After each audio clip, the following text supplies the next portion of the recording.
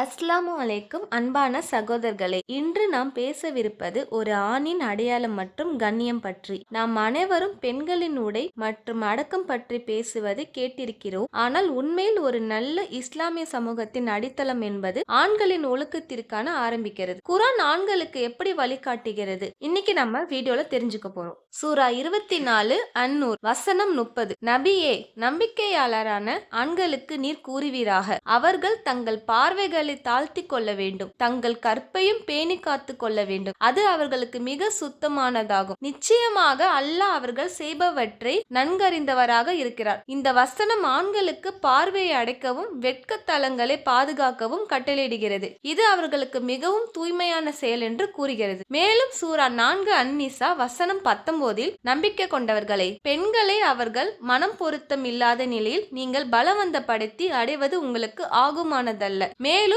பகிரங்கமான ஒரு மானக்கேடான காரியத்தை செய்தலான்றி உங்கள் மனைவியாக வந்த பெண்களுக்கு நீங்கள் கொடுத்ததில் சிலவற்றை எடுத்துக்கொள்வதற்காக அவர்களை உங்கள் வீட்டில் நீங்கள் தடுத்து வைக்காதீர்கள். மேலும் அவர்களுடன் கண்ணியமான முறையில் சகிப்புத்தன்மையுடன் நடந்து கொள்ளுங்கள். அவர்களை நீங்க வெறுத்த போதிலும் சரியே, ஏனென்றால் நீங்க வெறுக்கும் ஒன்றில் அல்லாஹ் ஏராளமான நன்மைகளை ஏற்படுத்தியிருக்க கூடும். எனவே பொறுமையாக இருங்கள். எனவே அன்பான சகோதரர்களே, குர்ஆன் வழிகாட்டுதல் மூலம் நாம் அறிவது இதுதான். ஆணாகிய அடக்கத்தின் முதல் பாடம் சொல்லப்படுகிறது. நாம் நம் பார்வைகளை பேணி காக்கும் போதுதான் சமூகத்தில் கண்ணியம் நிலை பெறும். இந்த தகவல் உங்களுக்கு உங்கள் சகோதரர்களுக்கும் ஒரு நினைவூட்டலாக இருந்திருக்கும் என்று நான் நம்புகிறேன்.